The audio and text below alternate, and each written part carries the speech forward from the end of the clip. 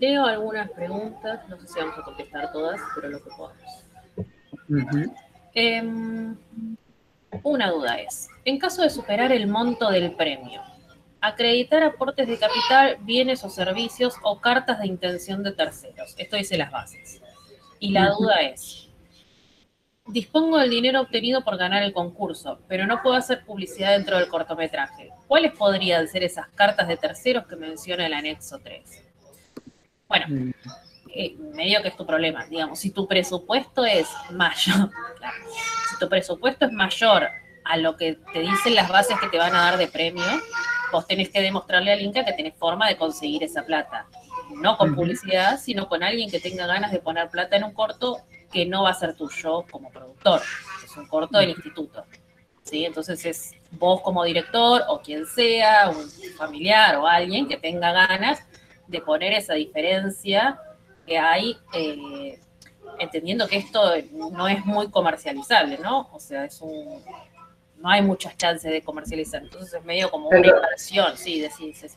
No, que muchas veces, suponete que no lo haces en Cava, que lo haces en una provincia, en un municipio, podés conseguir el aporte de un municipio, que te ponga la comida o el alojamiento o el transporte, digamos, todo eso es dimensionable en dinero dentro de un presupuesto y dentro de un plan económico.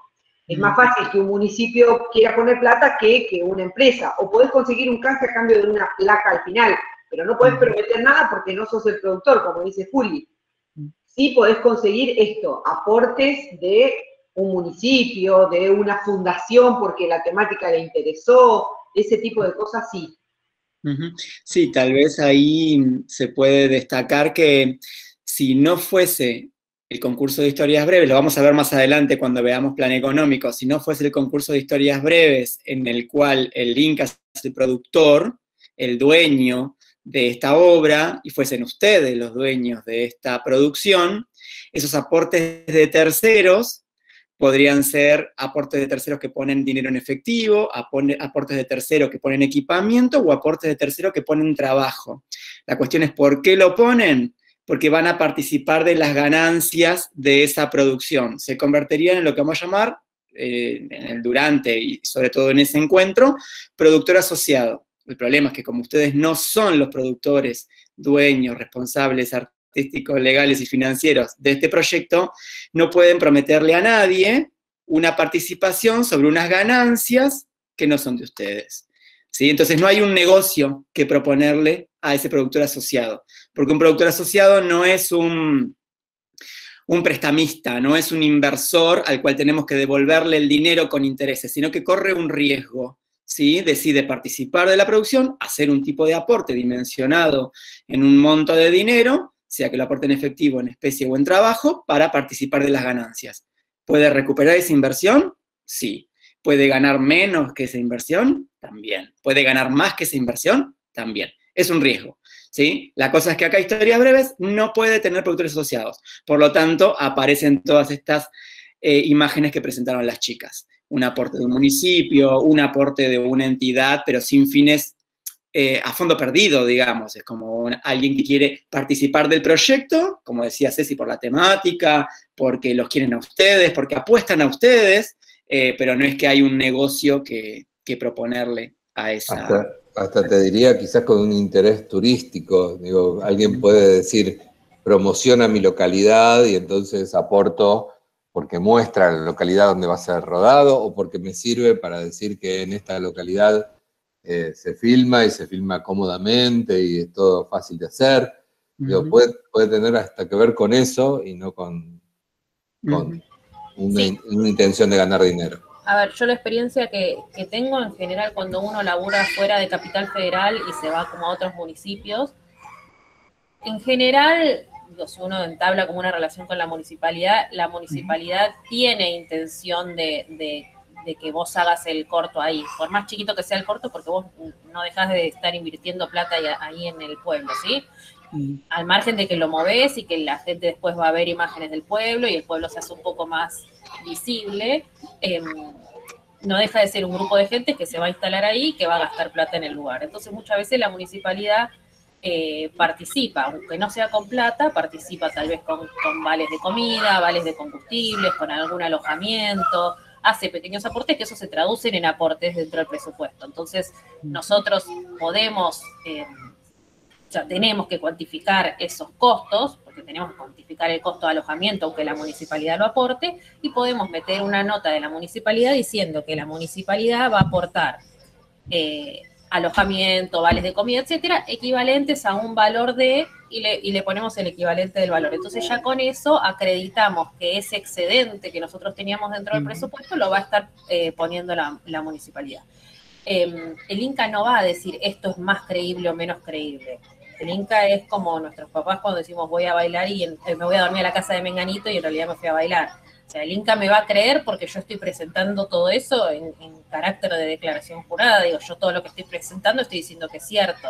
Estoy diciendo que la municipalidad realmente me va a ofrecer esto, o estoy diciendo que mi papá realmente va a poner los 200.000 pesos que faltan, solamente con una firma de mi papá en la nota. El tema es que yo después voy a tener que realizar el corto. Yo después no puedo venir y decir no me alcanzó la plata, no me alcanzó el 1.400.000, ¿sí? Yo estoy diciendo que tengo la manera de hacerlo con el premio porque consigo la plata desde otro lado. Ese es el compromiso que uno está tomando. Presentás las cartas que justifiquen, que acrediten, digamos, que vos tenés pensado de dónde vas a sacar ese excedente que estás presupuestando. ¿Sí? Había una pregunta, me pareció, que apareció mientras estábamos hablando, que decía, ¿y los aportes de terceros? Ah, es lo que contestaste recién. Eso. Bien. Pregunta 7. ¿Por qué no pueden participar directores que hubiesen ganado de los 2 últimos llamados de concurso? Porque no, ya está, perdiste tu... O sea, la idea es visibilizar directores nuevos. No vamos a visibilizar 3 veces al mismo director. Entonces ya si vos ya ganaste los 2 últimos llamados por lo menos, o en los 2 últimos años, perdón, no te puedes presentar, ni siquiera, no sé si te puedes presentar habiendo ganado alguna vez historias breves. Creo que si ya ganaste, ya está fuera. Sí, justamente bueno, porque siempre se cuenta que Historias Breves es la primera experiencia dentro de lo que es una producción profesional. Entonces, y además porque tiene muchos atenuantes, que ya después nos vamos a ver, tanto en la contratación de los técnicos, tanto en el pago de actores. Entonces, si vos ya hiciste tu primera experiencia profesional, quiere decir que podés aplicar a otros modos que tiene el Inca de fomentar, a otras líneas, y no necesariamente volver a presentarte a esto, que es para estudiantes recién egresados y demás. Otras líneas que no son tan beneficiosas como el caso de Historias Breves, que implican ya un cierto riesgo. No digo que sea hiper riesgoso, es mucho más riesgosa la televisión que la cinematografía en la Argentina, al menos la cinematografía fomentada, pero implican más riesgo que Historias Breves, que, como dijo Ceci, tienen muchas ventajas, pensando en que es la primera experiencia de alguien que ingresa a la industria. Exacto, está pensado como algo más formativo que otra cosa. Bien. Siguiente. ¿La distribución del dinero del premio se establece de manera fija o tiene cierta flexibilidad en caso de necesitar más dinero en un determinado punto de la producción que otro? No, no tiene ninguna flexibilidad. Con suerte lo recibís cuando está pautado en las bases. Los porcentajes son esos que están en las bases siempre y cuando vos hayas rendido todo lo que te dieron la vez anterior. Si no rendiste, no te van a dar ese porcentaje, te van a dar menos probablemente. O sea, vos tenés que rendir todo lo anterior para poder pedir la siguiente cuota. Si a vos no te alcanza, digo, se supone que cuando vos hagas pues lo vamos a ver, pero uno hace como un plan económico y financiero en donde vas a tratar de pensar un poco cuáles van a ser tus gastos a lo largo del proyecto y cuándo te van a entrar estas cuotas, ¿sí? Más o menos. Entonces, si uno ya sabe que se está quedando en rojo en algún momento porque no te alcanza la plata para pagar todo eso que necesitas, no lo vas a poder negociar con el instituto, lo vas a tener que negociar con tus proveedores. O sea, esa financiación no la vas a poder obtener del instituto, sino que lo que vos vas a tener que hacer es decirle a determinados proveedores, mira, yo te voy a poder pagar una parte ahora y otra parte cuando me ingrese la cuota tal. ¿Sí? Estás como en esa. O tener tu propia caja, ¿sí? Equivalente al mismo monto del premio, tuyo, de quien sea, que te la preste y no te cobre intereses, y con eso pagar esos baches y después ir devolviéndote a medida que cobras la cuota. Entonces no estás estresada con la cuestión de la financiación.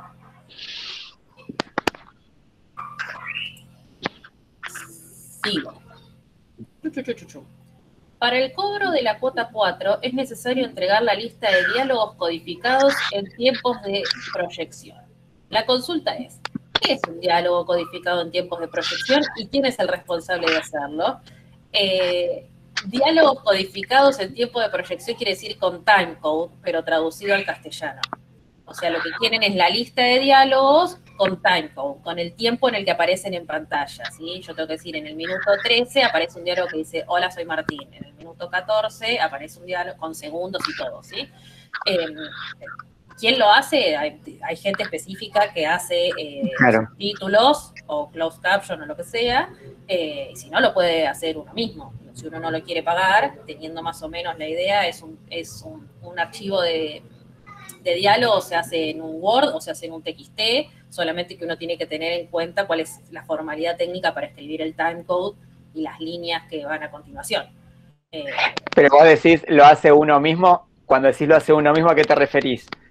Uno mismo, cualquiera del equipo de producción, cualquier combinado del equipo de producción. Estamos hablando de uno mismo en historias breves. Digo. Claro, en una estructura muy pequeña donde ganamos nosotros, ganaste vos, ganó cualquiera de ustedes y ustedes se pueden hacer el timecode. Pero sí, hay proveedores, hay gente que se dedica básicamente a hacer esos subtitulados y que uno puede pagar, pero lo que plantea Julia es eso, a veces lo hace uno. Muchas veces. Pero bueno, no es profesional hacerlo uno. Es lo que hay. Pero bueno, digo, hay páginas web también que si usted, o sea, solamente linkeando el video, te hacen los subtítulos, te lo hacen en un día, pero digo, no es carísimo y menos si tenés 14 minutos, no es lo mismo subtítulos de 120 minutos que subtítulos de 14 minutos. Entonces, es chequear más o menos el costo y tratar de que lo haga otro, porque en realidad es como muy específico la codificación de cuándo tenés que cortar cada línea, bueno, y al final es muy engorroso hacerlo uno si uno no está acostumbrado a hacerlo, te lleva muchísimo tiempo. Entonces, si se puede pagar, está bueno como presupuestarlo al menos y tratar de que lo haga otro. Sí, ya. Hay proveedores que conjugan el subtitulado con la traducción, digamos, como que componen el doble servicio de traducir y subtitular. Y hay mucha gente que vive y trabaja de eso, subtitular producciones extranjeras al castellano. Así que... Siguiente pregunta. Con respecto a la no actualización del premio, hay una cláusula que dice el premio no se actualiza, ¿sí? ¿Sería entendible que ¿sería entendible en el presupuesto tener en cuenta la variable inflación a la hora de presentar el proyecto? ¿O eso no está contemplado o debería ser hablado en la entrevista con el comité con los preseleccionados? No, en la entrevista con el comité no vas a poder hablar nada porque el comité no te va, o sea, a vos tu presupuesto es 1.400.000 o 1.500.000 porque todos leyeron la resolución, la última resolución se hizo como una adenda a la resolución anterior y como que actualizaba el presupuesto, o sea, el último presupuesto que hubo de historias breves es 1.500.000, no 1.400.000. Los que pusieron 1.400.000 están leyendo la versión vieja de la resolución. Vos tenés 1,5 millones de presupuesto, ¿sí? ¿Cuál es el problema? ¿Aporto ahí algo? Sí. ¿Cuál es el problema de esta base de historias breves, que muchas veces no es así, pero esta específicamente sí es así? Es que a veces el monto del premio se establece como un porcentaje de un valor que vamos a ver un poquito más adelante, que es el costo de película promedio. Digo, hay un valor genérico que hoy en día es 25 millones de pesos y el monto del premio es un porcentaje del costo de película promedio. Cuando una convocatoria se hace con un monto fijo, no hay chances de que se actualice en función de que cambie ese valor de referencia. Entonces, la única forma de actualizar el premio es que se haga una resolución específica que se proponga actualizar ese premio porque las condiciones económicas, ya sean de inflación, ya sea de evaluación, sean de pandemia, dicen que no se puede hacer con ese monto fijo. Entonces ahí sí, por ejemplo, en estos concursos hubo una resolución de actualización de un 24%, pero tiene que estar la decisión política del instituto de decir, bueno, se va a actualizar ese monto que se dijo que era fijo y que era un premio que no se va a actualizar. ¿Sí? Necesita eso, una resolución extra que lo actualice. Entonces la respuesta es... Más allá de, perdón, más allá de la cuestión legal, cuando sabemos que nos vamos a presentar a un concurso cuyo premio no es actualizable, nosotros tenemos que prever desde nuestra mirada de productores o de realizadores, cuando hacemos el diseño de nuestro proyecto, tenemos que tener en cuenta que sea un proyecto de las dimensiones de ese presupuesto y no soñar con otra cosa. Y además lo tenemos que presupuestar ya calculando una inflación, porque ustedes lo presentan a un concurso. Eso después pasa a una etapa de admisión, en la que les van a decir, ustedes lo leyeron en las bases, si faltó algo, si tienen que presentar otro papel y demás. Recién esos proyectos admitidos pasan a un jurado. Ese jurado se toma su tiempo para analizar. Después ese jurado va a emitir un dictamen. Ese dictamen tiene que ir a una resolución. Una vez que se dicte la resolución, se tienen que firmar los convenios. Y recién ahí, después de que ustedes firmaron los convenios como ganadores y pasaron, bla, bla, bla, bla, bla, bla, bla, entra en el circuito de pago de la cuota 1. Para todo esto pasó un montón de tiempo. Entonces, y esto no les va a pasar, no les va a pasar solamente con Historias Breves, les va a pasar con cualquier concurso al que se presenten para producir un producto audiovisual. Entonces ustedes, cuando lo elaboran este diseño de producción, tienen que tener en cuenta el tiempo y la inflación. Siempre. Siempre. Que va a haber paritarias, con lo cual los sueldos van a aumentar, que la inflación se les va a comer una parte del presupuesto que ustedes están pensando. Digo, muchas veces, para transformarlo en un proyecto viable, tienen que pensar en un proyecto chiquito que les permita manejar todas estas variables.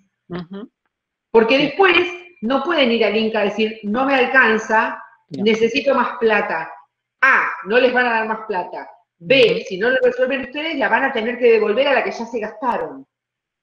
O sea, cuando ustedes firman un convenio con un organismo y el Estado les da plata, o entregan el producto al cual se comprometieron o devuelven la plata. No hay opciones. Entonces, todo eso lo tienen que tener en cuenta cuando piensan en este diseño del proyecto. Y cuando hablamos de ese desfasaje del que habla Ceci, calculen por lo menos un año. No estamos hablando de 3 meses, estamos hablando de por lo menos un año. Los chicos, el último llamado, es que ustedes tomaron como referencia, todavía no terminaron de firmar convenios. Digo, todavía no arrancaron, está bien que estuvo la pandemia en medio, ¿no? Pero todavía no pudieron arrancar. Y siempre va a ser un año por lo menos. Otra cosa es que no es que hay un rubro, que ustedes no pueden poner un rubro que sea abajo de todo, rubro inflación. Lo que tienen que hacer es, dentro de todos los rubros, después que tienen todos los totales, a todos los rubros le tienen que agregar por lo menos un 35% más, como para decir, bueno, nada, esto es un 30%, no sé, esto, o sea que ya de entrada el presupuesto les tiene que dar un 30, un 35% más bajo que el premio. ¿Sí? Como para que después no se quieran matar o tengan que decir, bueno, nada, me estoy como obligado a resolver las cosas de otra forma y lo que termine haciendo tal vez no va a ser lo que yo quería hacer. O bajarse del concurso, porque mucha gente se ha bajado, porque como que dicen, bueno, listo, yo calculé una cosa y no hay chances de que lo haga, no quiero la plata, me bajo del concurso. Entonces hay que pensar en proyectos pequeñitos, como dice Ceci, en donde puedan contemplar la variable inflación antes de realizarlo. O sea, dentro del mismo presupuesto, dentro del mismo premio. Tal cual. Siempre les va a pasar que van a tener que tomarse un tiempo cuando deciden, bueno, vamos a grabar porque liberaron la primera cuota, como que se activa un momento de rediseño. Ustedes ahí se van a tener que parar y volver a rediseñar seguro, porque aún que hayan contemplado, van a tener que pararse y decir, bueno, a ver, mi triángulo de proyecto decía que tengo este tiempo, este costo y estos objetivos finales a donde voy a llegar. Bueno, ahí van a tener que pararse y decir, bueno, a ver, ¿cuál de esas 3 variables tengo que modificar? ¿Puedo grabar en el tiempo que me propuse? ¿Puedo asignar todos los recursos que me propuse? ¿Puedo llegar a ese resultado tal y como me lo propuse? La cosa es que si cambian el resultado, puede ser que entren en conflicto con el proyecto que fue aprobado. Entonces, cambiar el objetivo final, el ámbito, que hablaba Gaby la vez pasada, es una de las soluciones, pero no es 100% la mejor, porque no podemos atentar con el proyecto que fue presentado y aprobado. Entonces, va a reclamar una instancia de rediseño de producción cuando se libere la primera cuota. Esa horrible sensación que están teniendo, que uno la podría describir como incertidumbre, está descrita por los economistas en la Argentina y está vinculada a la inestabilidad económica permanente que tiene este país. Entonces, cuando escuchan la palabra, este país tiene alta incertidumbre, es esto que están escuchando.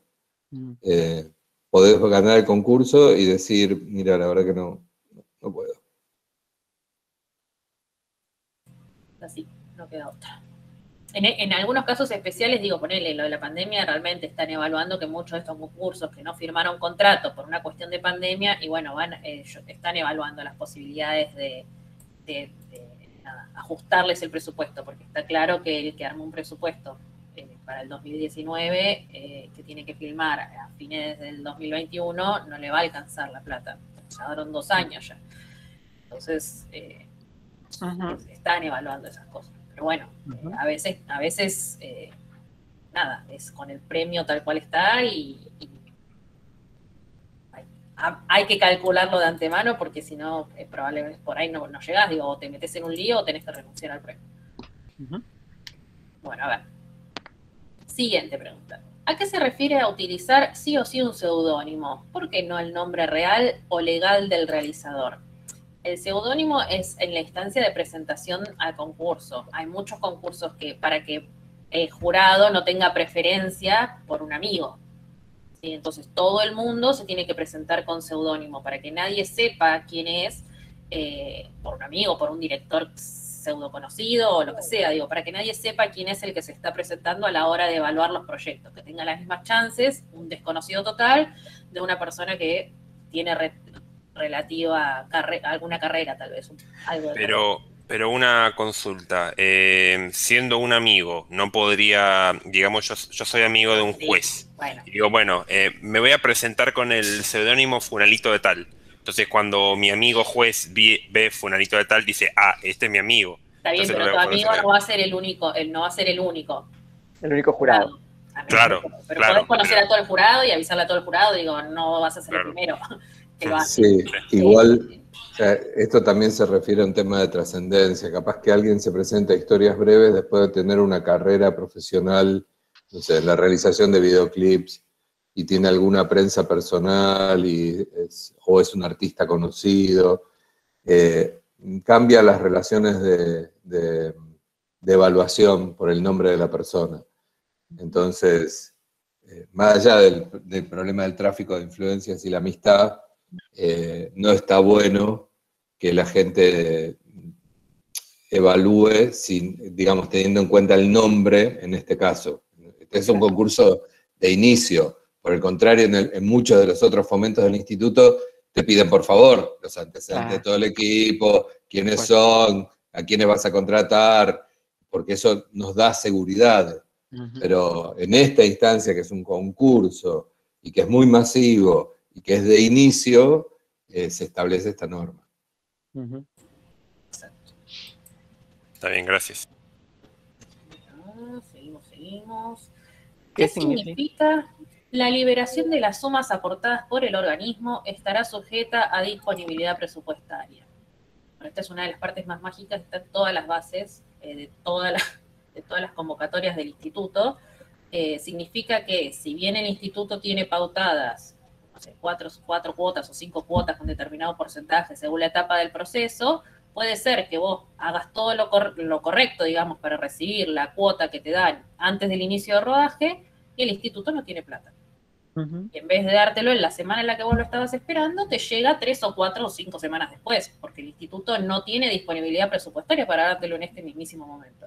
Entonces, por eso es importante como contar con un pequeño colchón de caja, digamos, para poder pasar estos momentos y no estar muerto de angustia, digamos, porque uno le dé plata a un montón de gente con la que estás laburando, o por ahí ya empezás el rodaje y la gente, si no le pagás un viernes, por ahí no quiere seguir. Bueno, acá tenés una sola semana de rodaje, ¿no? Pero en un largometraje más largo, si vos no pagás un viernes, la gente no quiere seguir laburando la semana siguiente, o ese mismo viernes, por ahí frenan si se enteran que vos no vas a pagar. Entonces, no tener disponibilidad de liquidez, digamos, de dinero cuando creíste que le ibas a tener es un problema. Por eso siempre es bueno contar con una pequeña caja de colchón para pasar estos momentos y no depender de las fechas de pago del instituto. Claro, entiendo. Es básicamente lo mismo que con lo otro. Siempre tener un margen de maniobra, siempre tener plata además de la que te dan por si acaso pasa cualquier cosa.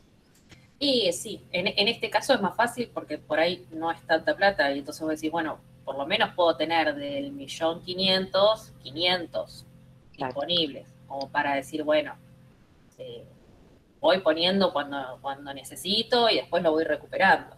Claro, ahí se entiende la diferencia del caso anterior. O sea, ¿me escuchan, no? Sí. Antes era 2 millones y hay que conseguir 500.000 pesos, poner 500.000 pesos, pero tal vez no hay forma de recupero. Acá es diferente, es tener un colchón financiero para poder cubrir gastos que vamos a recuperar con el mismo premio, ¿sí? Porque nos seguimos manteniendo dentro del 1.500.000. Entonces, son dos situaciones diferentes. El compromiso que se puede adquirir con la fuente de la cual obtengamos 500.000 pesos. Claro, eventualmente los van a dar, solo que un poco más tarde. Claro. Exactamente. Se diría, no tenés un problema económico, sino que tenés un problema financiero, ¿sí? Donde lo único que importa es no lo tenés hoy la plata, pero tenés asegurado que la vas a tener, ¿sí? Está confirmado que la vas a tener, no la tenés hoy.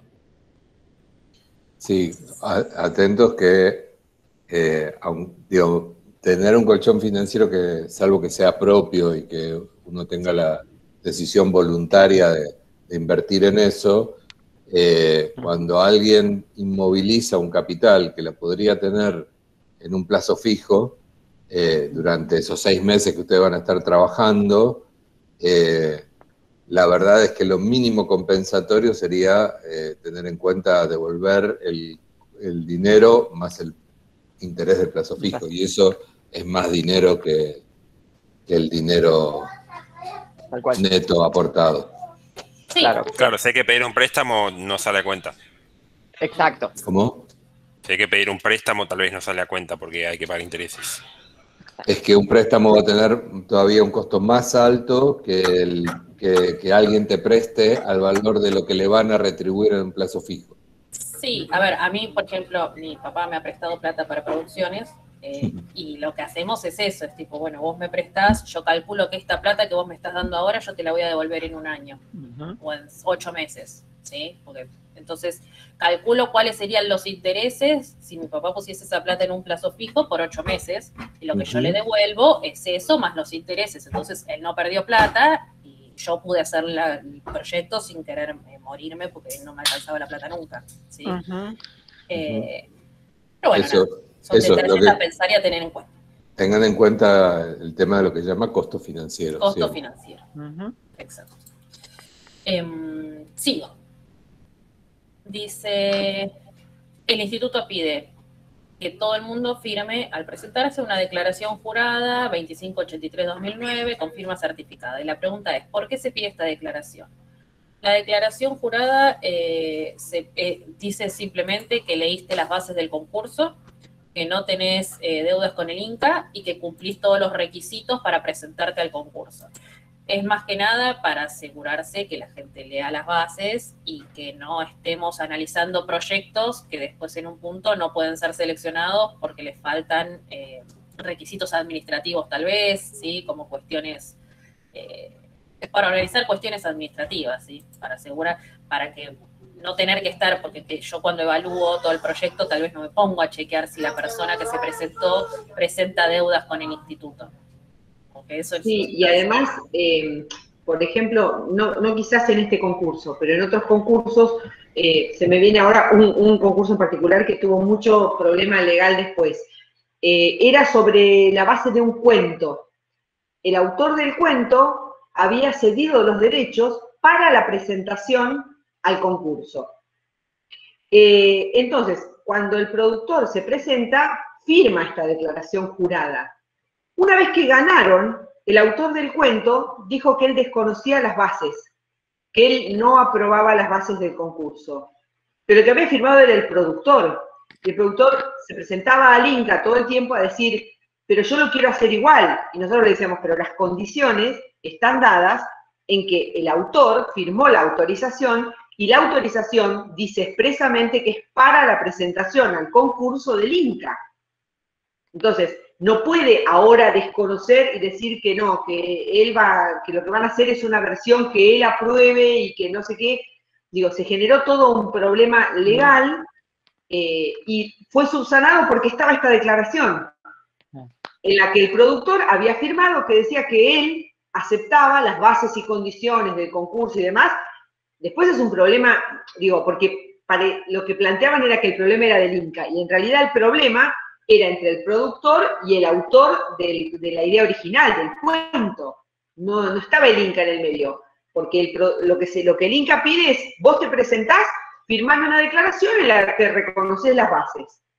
Todo lo que firmes por afuera para poder hacerlo, la historia, los derechos y demás, es un tema entre privados. En esa declaración, el Inca se cubre de este tipo de conflictos también, además de todo lo que dijo Juli. Sí, tal cual. Bien. A ver, seguimos. Hay una cláusula que dice: el Instituto Nacional de Cine y Artes Audiovisuales creará una comisión consultiva que estará constituida por profesionales de reconocida trayectoria y prestigio. Las funciones de los mismos será ofrecer orientación profesional a directores y técnicos de los cortometrajes seleccionados, así como la presentación de informes a la sugerencia de fomento, bla, bla, bla. Dice, en cuanto a la comisión consultiva, ¿esta solo estará presente si se pidiese su ayuda o actúa con autonomía?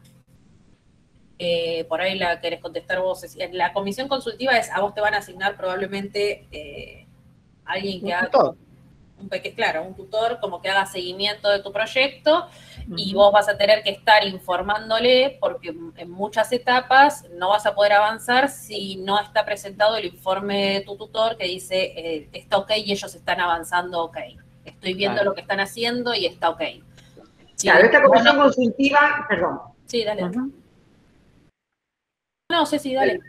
No, este comité consultivo tiene una persona, o sea, es gente que trabaja siempre históricamente en historias breves. Una persona de guión, una persona de dirección y una persona de producción.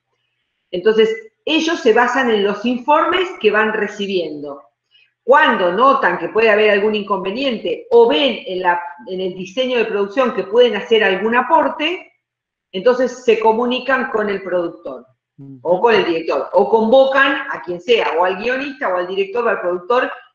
Digamos, el objetivo no es de control, sino de acompañamiento para que lleguen a buen fin. Digamos, esta sería la diferencia. No es que hay un comité consultivo con poder de policía, sino que va viendo cómo van avanzando para que puedan llegar bien a terminar el corto. Claro.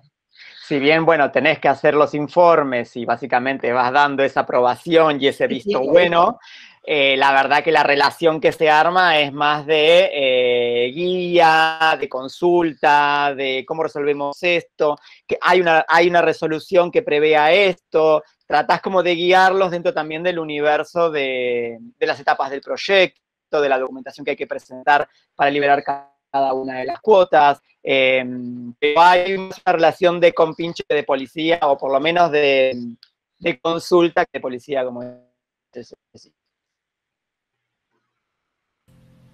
Bien, a ver, ¿hay algo en el chat?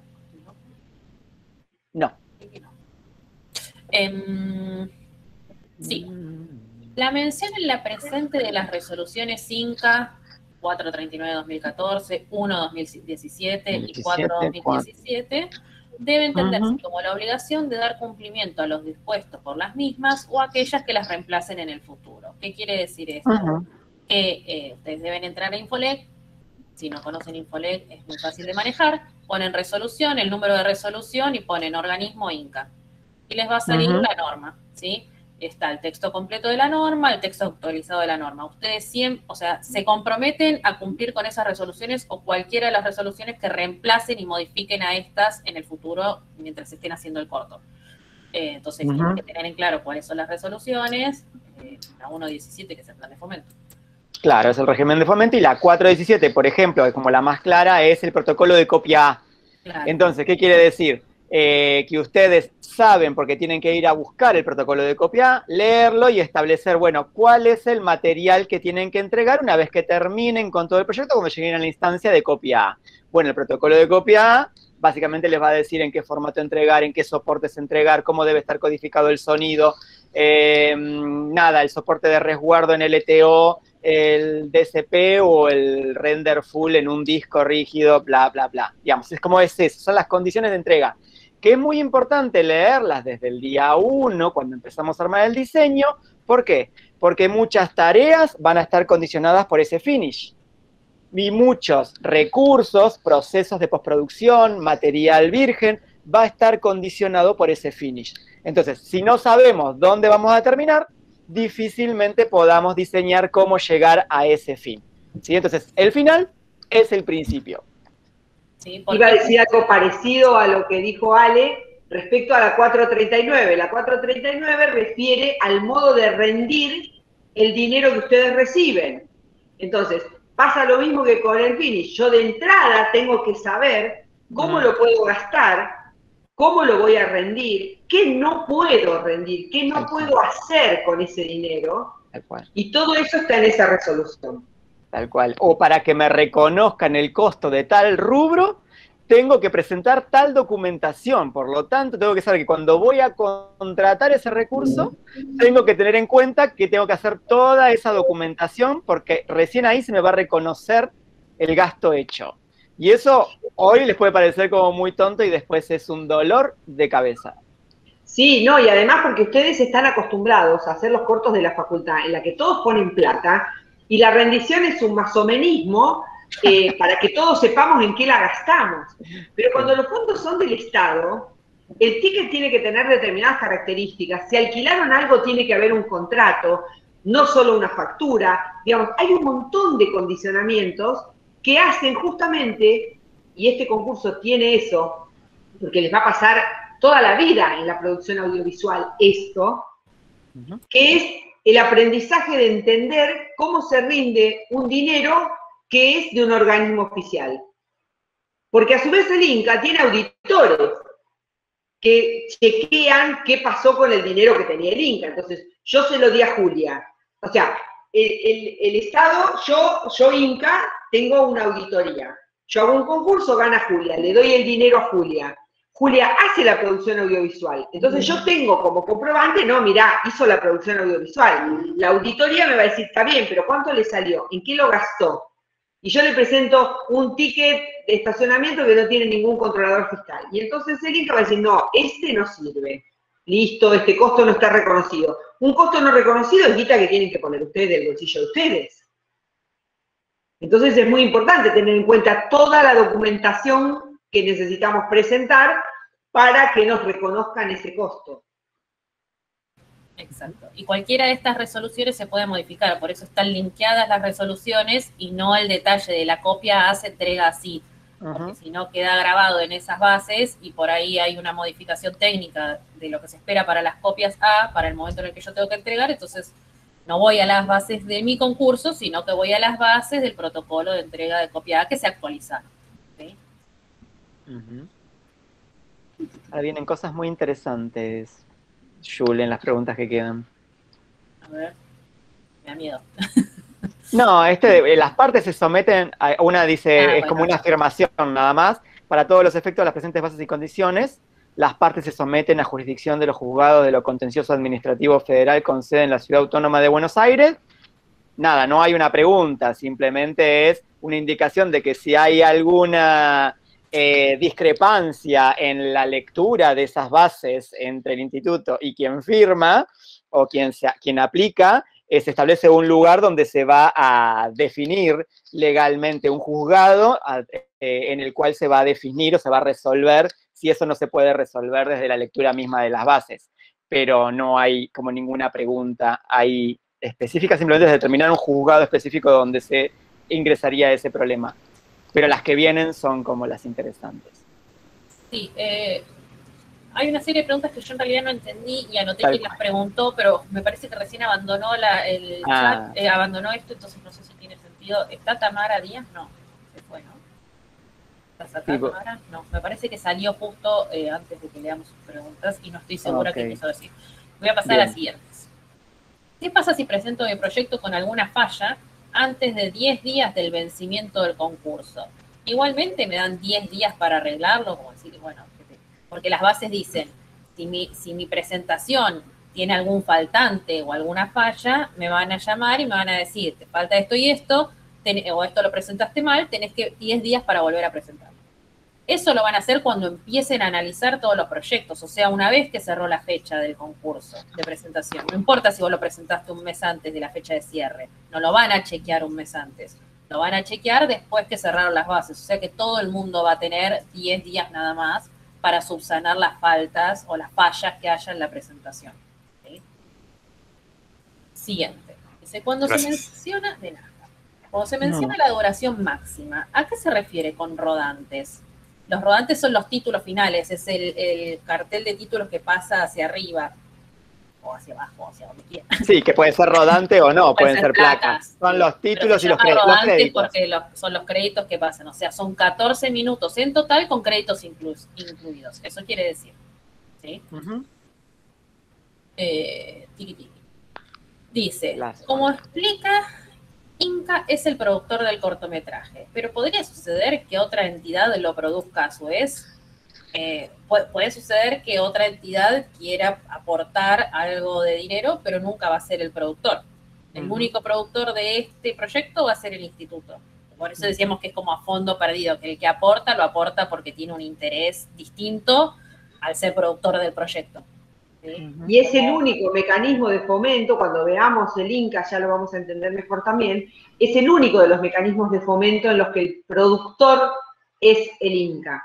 En cualquier otro proyecto cinematográfico, ustedes pueden negociar derechos, pueden encontrar, como dijo Alexis, puede sumarse un coproductor en un determinado porcentaje. En este concurso en particular, no, también porque tiene condiciones muy específicas, lo que dije al principio, tanto en la contratación de los técnicos como en la contratación de los actores, es muy educativo, formativo, si se quiere, y tiene condiciones específicas. Por eso es que el Inca es el productor.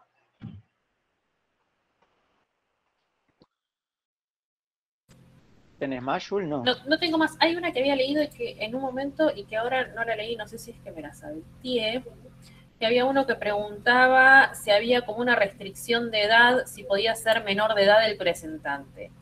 Yo me puse a buscar y creo que no encontré en ningún lado el requerimiento que diga que tenés que estar inscrito en AFIP. No sé cómo se maneja, si historias breves. No, pero sí tiene que ser mayor de edad.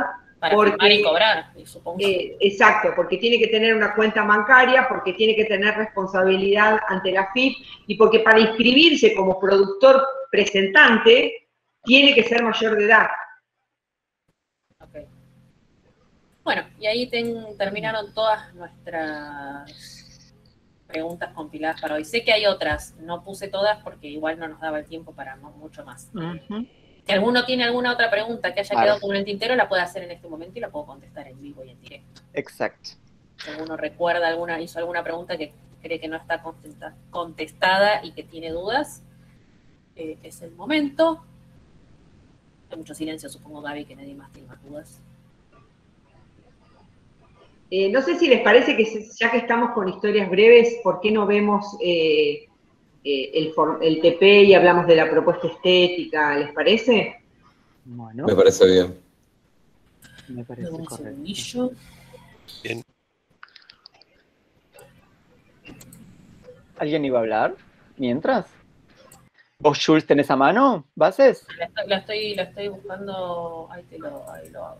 Perfecto. Mientras tanto, ¿alguien tenía alguna duda o algo por el estilo que haya surgido? ¿Parecido? Bueno, lo que está buscando Jules en este momento es las bases del TP3. El TP3 es el trabajo práctico integrador para todos aquellos que vayan a trabajar con historias breves.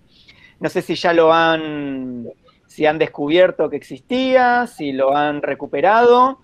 Si han descargado la guía. Si han descargado la guía, si no lo pueden ir haciendo y la pueden tener también a mano. Y también accesoriamente, si han leído el texto de desglose y de propuesta estética, Hay un pequeño videín también de desglose que no esté sumando. Mira, hay un pequeño videín. Eso en la caja de herramientas, Caja de ¿verdad? herramientas, sí. Ujú.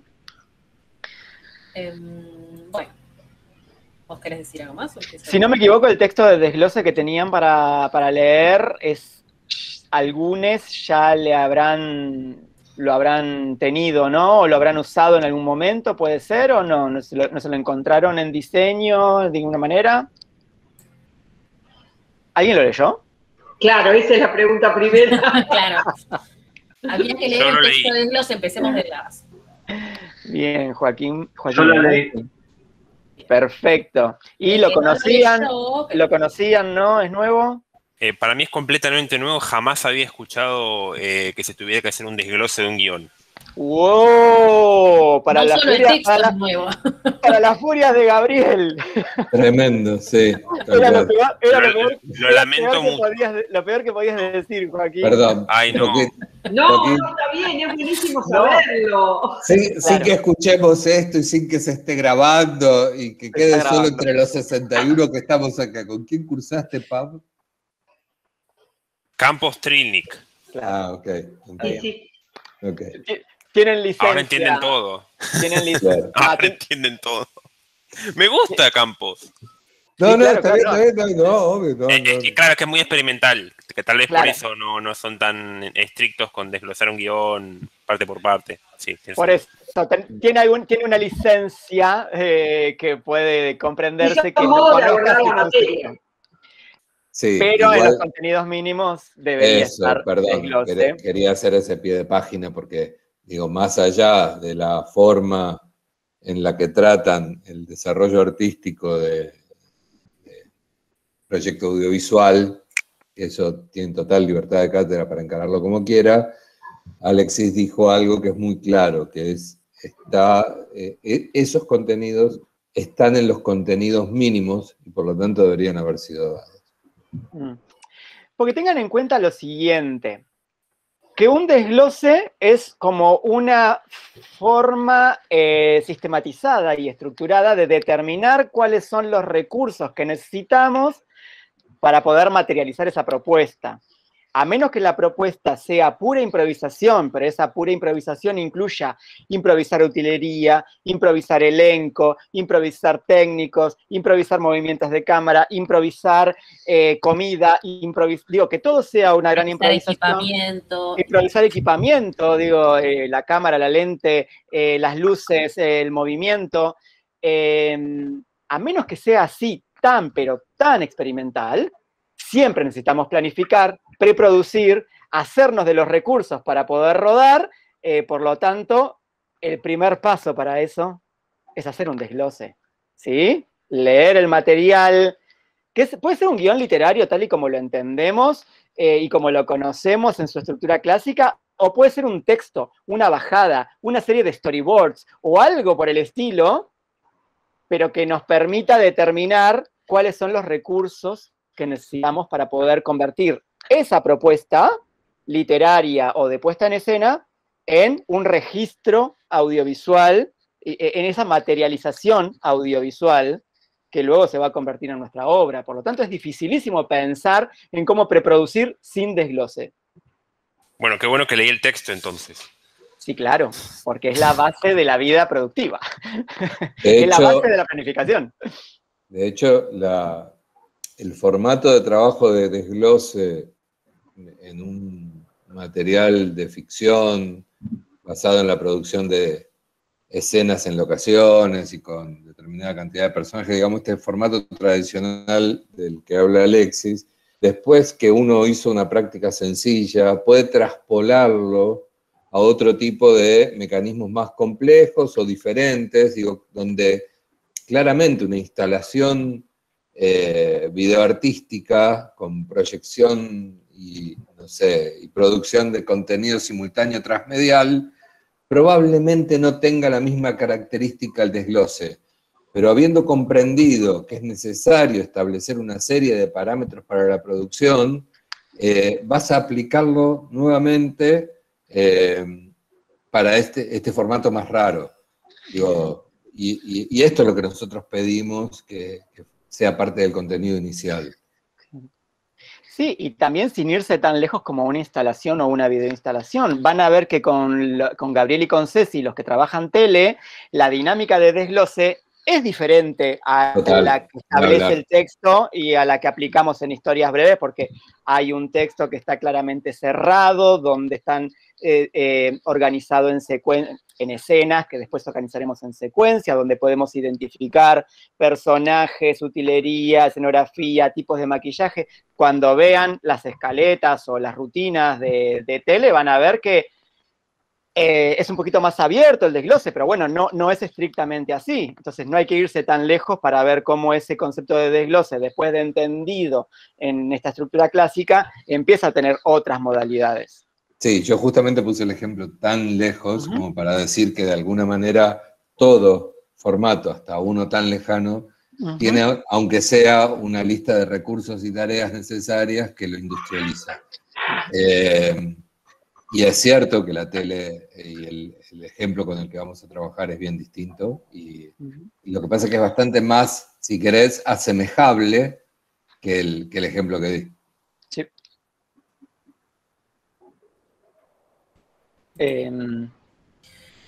Cuento un poquito del TP. El TP lo vamos a dividir como en 2 entregas principales, pero eso no quiere decir que nos quedamos, bueno, la decisión de cada equipo, pero Dios quiera que no lo hagan, que nos quedamos como sin laburar solo hasta el momento de la entrega, porque nosotros vamos a tener momentos de práctico y la idea sería que ustedes vayan avanzando con los distintos elementos de la entrega, las distintas herramientas que tienen que empezar a desarrollar, y si bien no hay una fecha de entrega, podamos ir como avanzando para que lleguen cosas bien hechas para estas 2 instancias de entrega. Una de las instancias de entrega es el plan de producción, ¿sí? En donde vamos a hacer todo el diseño de producción sin entrar en presupuesto, ¿sí? Hacer el desglose, pensar la propuesta estética, el plan de rodaje, pensar a dónde nos gustaría hacerlo, cómo nos gustaría hacerlo, qué complicaciones tiene este proyecto, cómo las podemos resolver, etcétera, etcétera. Sin tener que entrar en presupuesto. Todo eso, todas esas definiciones, todo ese diseño es lo que presentamos en la primera preentrega. Una vez que eso está aprobado, vamos a elaborar el presupuesto, el plan económico y financiero, y vamos a cerrar la presentación. ¿Sí? Sí, ahí agrego justamente esta estructura, que es lo que propone, que en la primera etapa podamos tomar, nosotros ya sabemos que el presupuesto va a tener que ajustarse y condicionarse a 1,5 millones, o veremos después si se hace demasiado imposible con los costos de mercado actuales con un presupuesto con un premio de hace 2 años, ¿no? Nos va a generar unos conflictos, eso está claro. Pero queremos que se enfrenten a ese conflicto. Pero como están divididas las entregas, vamos a tomar todas las decisiones estratégicas y de materialización, y el objetivo, cuál es el resultado final, cuáles son las tareas que tenemos que llevar a cabo para llegar a ese resultado, cuáles son los recursos que vamos a asignar a esas tareas, cuál va a ser el tiempo de duración de esas tareas. Esas son todas decisiones que vamos a tomar en la primera etapa del trabajo para luego cuantificar y ponerle un valor de mercado. ¿Qué nos puede llegar a pasar? Que tomamos toda una serie de decisiones en la primera etapa, que cuando le ponemos valor nos da 10 millones de pesos el cortometraje, ¿sí? Eso va a significar que vamos a tener que volver a rediseñar el proyecto, ¿sí? Entonces, vamos a entenderlo como el concepto, nosotros lo vamos a separar en 2 grandes entregas, pero en el durante lo vamos a entender como que es un proceso de iteración. Es decir, yo avanzo y con lo que avanzo vuelvo a replantear lo que hice. Avanzo y con lo que avanzo vuelvo a replantear lo que hice. ¿Sí? Como esta es la forma de trabajo. Voy avanzando y siempre voy volviendo hacia atrás. Puede ser una estructura más compleja como la que mostraba Gaby en la presentación de desarrollo de proyecto, donde todavía se integra de maneras más complejas que la sola iteración, ¿sí? Pero tratamos de presentarlo de una manera lineal, como para que puedan entenderse los conceptos, pero después, en el momento de enfrentar el diseño de un proyecto, es mucho más compleja esta iteración, ¿sí? Ese es como... Pero una pregunta. Sí, Juliana. Perdón, ¿este presupuesto va a ser el costo real o el costo de, como, viste, no sé, como cosas que vos conseguís y no pagaste, pero en realidad se facturan o no? No, una consigna básica de este proyecto es que los costos sean reales, que ustedes lo puedan transitar como una experiencia en la que se enfrenten al mercado, a los proveedores del mercado, a los costos de mercado, y como decía Julia hoy en un momento, todo lo vamos a presupuestar, aun cuando después ese costo se convierta en un aporte en lo que vamos a ver después, que es el plan económico. ¿Sí? Pero nosotros lo primero que vamos a hacer va a ser presupuestar todo el proyecto con los costos de mercado. Te tiro así como un ejemplo. Voy a decir, yo tengo la cámara. Sí, bueno, perfecto, pero eso le vamos a poner un costo y ese costo va a estar representado por el costo habitual de la cámara si lo alquilaras a cualquier proveedor con el que te puedas enfrentar en el mercado hoy. Mismo si vos tenés que hacer una Y eso revisión. también, Sí. tipo, por ejemplo, se hace como un promedio de lo que sale comparando, ponele el alquiler de equipos. O nada, en el que yo lo quiero alquilar ya tiro o tengo que ir evaluando cuál es más barato, cuál es más caro. Y eso lo vas a... A ver, si vos tenés dos proveedores que te dan los mismos recursos y uno sale más caro y uno más barato, no hay nada que debatir, vas a agarrar el más barato. Ahora, si los recursos difieren, decir, bueno, este presupuesto es más barato, pero es con esta cámara. Y este presupuesto es más caro, pero es con esta otra cámara que tiene otro resultado y otras posibilidades. Ahí vas a tener que evaluar. Es decir, voy a agarrar un presupuesto más caro, pero porque el resultado se ajusta más a los objetivos que tengo en la propuesta estética. Claro, pero digo, ¿requiere más de un presupuesto o no? Lo veremos. Vos estás preguntando si ustedes van a tener que en todos los casos consultar a más de un proveedor. Claro, sí. Mirá, lo que nosotros vamos a evaluar de los presupuestos que ustedes nos traigan es la factibilidad del presupuesto. Yo voy a dar un ejemplo distinto del de Alexis, porque en los presupuestos de tele es más habitual que pensemos desde otro lugar. Él comparó dos cámaras diferentes y dos proveedores que te manejan un costo de cámara, que entendamos que ambas cumplen con los requerimientos mínimos del estándar que pide el concurso, pero una, no sé, o tiene más juego de lentes, o otra calidad final que la supera, o ciertos estándares que están por demás. Nosotros podríamos, es común que consulten en un proveedor del mercado que no está habituado a trabajar, en el caso de la televisión, el tiempo que un contrato obliga a estar comprometido a cumplir con una tarea. Entonces me vienen con dos presupuestos, ambos tienen el mismo equipamiento, ofrecen el mismo equipamiento, pero el presupuesto más económico es de una persona que tiene ese equipo y nada más que ese equipo, y entonces un miércoles que tenemos que salir a rodar, se le rompió el equipo y no podemos salir a rodar. Entonces, si nosotros estamos buscando un contrato, es preferible que paguemos de más en un proveedor que nos garantice siempre que la producción va a seguir adelante. ¿Qué quiero decir con esto? Que esas diferencias que a veces encontramos en el mercado es porque los proveedores a los que consultan pueden no ser proveedores habituados a la confección de obra que nosotros estamos haciendo. Y los dos trabajos prácticos se van a regir absolutamente por las reglas del mercado 100%.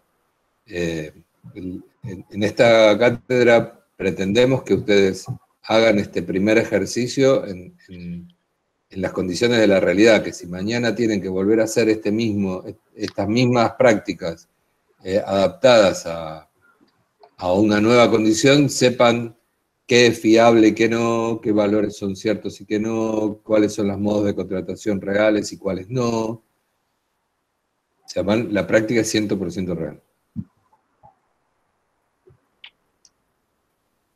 Totalmente. Bueno,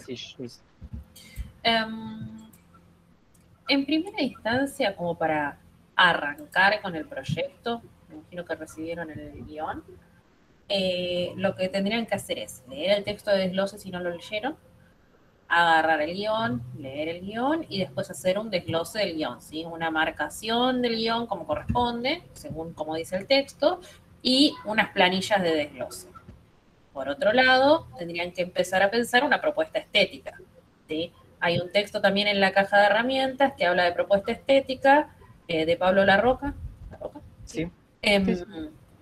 Que si estuvieron en pub con él, por ahí lo leyeron, pero si no, lo pueden tomar de ahí, lo pueden leer como para orientar un poco. Muchas veces en cuanto a propuesta estética, lo que yo suelo sugerirles es que en realidad busquen referencias de historias breves o de pelis pequeñas argentinas. Digo, no nos vayamos a referencias de formatos de producción que no vamos a poder replicar, por eso decimos historias breves, ¿sí? Buscar referencias que les gusten en cuanto a imagen, a edición, a música, actuación, lo que fuera, y a partir de esas referencias que les gustaron, hacer la descripción de qué es lo que ustedes quieren lograr, ¿sí? Ya desde describir a partir de una imagen, por ejemplo, ¿sí? Me gustaría que las luces sean así, los colores, la paleta de colores, pero tener como una imagen de referencia y describir a partir de ahí, porque si se ponen a pensar de cero, en general, escriben como que lo primero que se les ocurre, el montaje va a ser normal, el ritmo va a ser normal, va a haber luces, pero también va a haber sombras, y como que al final no están contando nada. Entonces busquen referencias claras y describan esas referencias, ¿sí? Y después pongan las referencias como link para que uno las pueda ver. Es muy importante también el apoyo visual de eso que están diciendo. Los jurados se aburren y se cansan de leer textos, y es más fácil para un jurado ver las imágenes o los links de lo que ustedes están proponiendo como referencias que leer un montón de palabrerío que para ellos por ahí es difícil de imaginar. Entonces, apoyarse en lo visual a la hora de hacer una propuesta estética también es importante, ¿sí? Sí, ahí agrego dos cositas. Primero que es interesante esto que dice Julia, de evaluar bien las referencias, porque justamente ese es como el primer paso para ejercitar el ojo, para reconocer un diseño de producción. Es como empezar a entender desde el resultado de la obra, desde la valoración estética de la obra, cuál se corresponde con el diseño de producción o con la envergadura de producción que se nos está proponiendo en este contexto de cortometraje. Entonces, nosotros le estamos dando como una pista, es decir, bueno, si es una historias breves, se hizo en estas condiciones de producción. Entonces podemos empezar a analizar críticamente que ese resultado al cual llegaron las historias breves es un resultado accesible. Si es una película independiente argentina, tal vez multiplicando los 10 minutos por 90 minutos, puede ser que haya alguna coincidencia en la estructura de producción. Pero tal vez empezamos a ver que hay otros contextos de producción que dan otros resultados y que claramente ya empezamos a ser como críticos en cuestiones del mercado, la inversión, el potencial de explotación, donde sería muy difícil que una película de Tim Burton como El Gran Pez pueda contemplarse como referencia para unas historias breves en el contexto que estamos trabajando. Entonces, tienen que empezar a afinar esa mirada crítica respecto de la selección de referencias. Entonces, por eso les estamos dando este tip de historias breves. Claramente hay una correspondencia. Cine independiente argentino hay una correspondencia y a partir de ahí, la mirada crítica y afilada. Cuando Julia dice esto del desarrollo visual, digo, tengamos en cuenta que muchas veces las propuestas estéticas, sobre todo en publicidad, pero en muchos contextos, se presentan a través de mood boards o mood reels, donde básicamente están muy basados en las imágenes de referencia y en poco texto, y evitamos toda una instancia de, como diríamos en argentino, de chamullo, porque nos está dando específicamente el objetivo hacia dónde vamos. Entonces, un equilibrio, porque también llenar todo de imágenes, decir, voy a hacer esto, como decir, bueno, explícame qué. Digo, ¿qué aspecto de esta imagen me estás queriendo indicar? ¿Me estás hablando de la cámara? ¿Me estás hablando de la luz? ¿Me estás hablando del arte? ¿Me estás hablando del encuadre? ¿Sí? Entonces, es importante complementar con el discurso verbal, pero sí darle mucha entidad a la referencia visual. Por ejemplo, cuando hablan de locaciones, es muy común que la propuesta estética venga con fotos que a veces parecen fotos de inmobiliaria. Y vos decís, sí, eso es una referencia espacial, una referencia de estilo, pero a veces no funciona como referencia audiovisual, porque es un espacio que no está expuesto a la dirección de arte, no está expuesto a la iluminación, no está expuesto a un encuadre audiovisual. Entonces, es muy interesante buscar esas referencias vinculadas en algún proceso de construcción audiovisual, ¿sí? Que puedan emerger de alguna mirada o filtración desde una perspectiva artística y no netamente funcional, porque tal vez una foto que dé cuenta de las dimensiones de un espacio tiene más que ver con una búsqueda de locaciones que con una propuesta estética.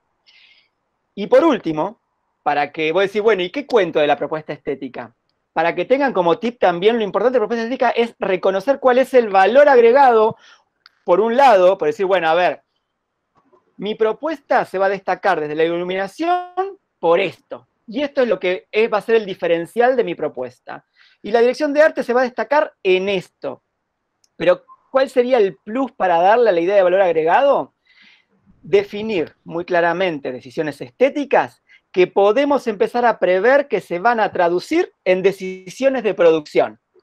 Por ejemplo, determinar un tipo de cámara, un tipo de lente, un tipo de encuadre, un tipo de movimiento, claramente después se va a traducir en el alquiler de un modelo de cámara, el alquiler de un equipamiento de gripería, en el alquiler de una valija de lentes, en el alquiler de filtros, ¿sí? Entonces, empezar desde nuestra perspectiva de producción y planificación, empezar a diagramar esa propuesta estética, teniendo en cuenta que eso después se va a representar o va a tener como resultado un plan de producción, estrategias de materialización, tareas a llevar a cabo y recursos para poder llevar a cabo esas tareas, ¿sí? Entonces, esta mirada crítica y proyectiva y de planificación es la que tienen que aplicarle a la propuesta estética, ¿sí? Bien. Acá hay una pregunta que hace una de las chicas, yo le dije que me manden el guión, pero por las dudas lo extiendo al resto. Dice, vamos a ver si estaba bien planteado el desglose para poder seguir haciendo el desglose página por página. No sé muy bien a qué se refieren con el desglose página por página, si es al página a página, tal vez se refieran a eso. No es un desglose propiamente dicho, sino es más bien una reunión en donde todos nos ponemos de acuerdo, ¿sí? En este caso la pueden hacer por Zoom, por Meet, no hace falta que sea presencial. Todos van a tener sus guiones en las manos, marcados, sus planillas de desglose, y dentro del guión van a haber hecho todas las observaciones o dudas o preguntas que tengan de cada una de las escenas, ¿sí? Si leyeron el texto dice, bueno, usamos la hoja par, que es la hoja que queda en blanco al lado de la hoja que está escrita, para anotar en todas las escenas qué dudas tenemos, qué sugerencias tenemos, qué ambigüedades notamos en el guión, etc. Entonces después se juntan entre todos, uno toma el papel de asistente de dirección y lee todas las escenas, una escena por vez, sin los diálogos no hacen falta, ¿sí?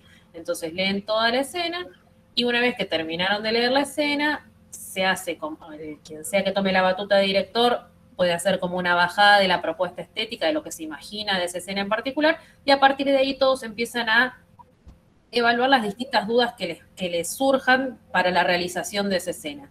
Y no se pasa a la siguiente escena hasta que se hayan tomado todas las definiciones que hay que tomar para que todos tengamos claro cómo se va a hacer esa escena, ¿sí? Es la única reunión de equipo en donde están todas las cabezas de equipo al inicio de la preproducción, y en donde todos nos ponemos de acuerdo cara a cara cómo vamos a hacer. Sí, a veces pasa que el de arte propone una cosa que al DF no le sirve porque las luces que tiene no le quedan bien con los colores o las texturas de lo que está proponiendo arte, al sonido no le sirve que haya un diálogo larguísimo al lado de una estación de tren, qué sé yo. Se van viendo las formas de resolver cada una de las escenas y hasta que no se resuelve, no se pasa a la escena siguiente, ¿sí? En general, un página a página de una peli puede llevar una jornada muy larga o 2 jornadas. El página a página del guión les puede llevar sus 4 horitas, ustedes son 10 minutos de guión, son 15 minutos de guión, pero si analizan bien escena por escena y piensan realmente escena por escena cómo la van a realizar, les puede llevar sus 4 o 5 horas por ahí hacer el página a página. recomendamos que lo hagan y que se pongan de acuerdo, porque como cada uno está trabajando desde su casa, después aparecen un montón de inconsistencias en cuanto a lo que se propone para una escena en particular. Entonces, pónganse todos de acuerdo con este planteo inicial acerca de qué es lo que se va a hacer, y después sí, se dividen las tareas, uno por ahí piensa alguna cosa de arte, otro puede pensar una cosa de sonido, etcétera, pero ya todos habiendo hecho esta reunión y sabiendo qué es lo que se espera de cada una de las escenas, ¿sí? ¿Puedo hacer una pregunta, profe? Claro. O sea, ¿ustedes nos recomiendan Sí, que nos asignemos este tipo de roles o es parte del trabajo también? O sea, ¿nos van a calificar como director o como arte? ¿O es más una forma de organizarnos internamente, digamos? Yo lo sugiero como una forma de organización interna. Yo no voy a estar, o sea, yo en el momento que va, por lo menos, no sé si alguno de los otros docentes lo va a evaluar distinto, yo en el momento que evalúe el TP, voy a evaluar que todos tengan conocimiento de todo el TP, sobre todo desde el área de producción, pero dentro de cualquiera de las tomas de decisiones que se hayan hecho dentro del TP, ¿sí? Organizativamente, por ahí para ustedes es más fácil dividirse y que alguno tome la batuta de algún rol determinado como para dividirse las tareas, para que no estén todos pisándose unos con otros. Pero sí tengan una idea general de todo lo que está pasando y traten de leer el general del TP porque empiezan a aparecer estas como inconsistencias, donde es claro que por ahí el DF no leyó lo que proponía el de arte, o al revés, o no leyeron lo que proponía el director, ¿sí? Como que se contradicen entre sí. Sí, y además porque si se dividen en roles durante todo el trabajo, la gran mayoría de los objetivos que le ponemos al trabajo se corresponden con un productor ejecutivo, con un jefe de producción, con un asistente de dirección, y si sos, es más, si sos del equipo de arte, tal vez tenés trabajo bastante asimilable al trabajo de producción, porque hay mucha producción de arte, pero si sos fotografía, y estrictamente nos ponemos a realizar las tareas del equipo de fotografía y vas a estar muy alejado de los objetivos de la materia.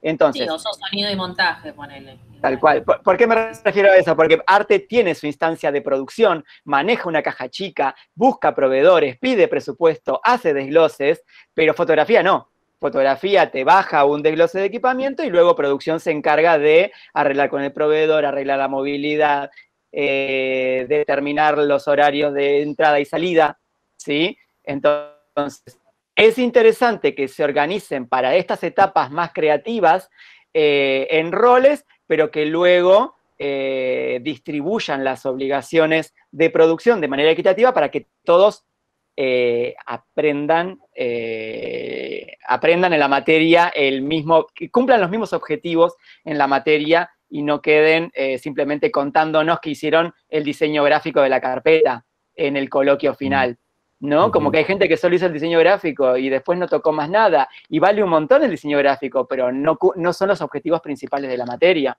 ¿sí? Digo, cosas básicas estoy diciendo, ¿no? Yendo al extremo. Quiero aclarar algo para que todo lo que dicen Julia y Alexis es exacto. Y nosotros sí vamos a valorar el conocimiento integral del proceso del trabajo, no solo el resultado final, sino el proceso llevado adelante.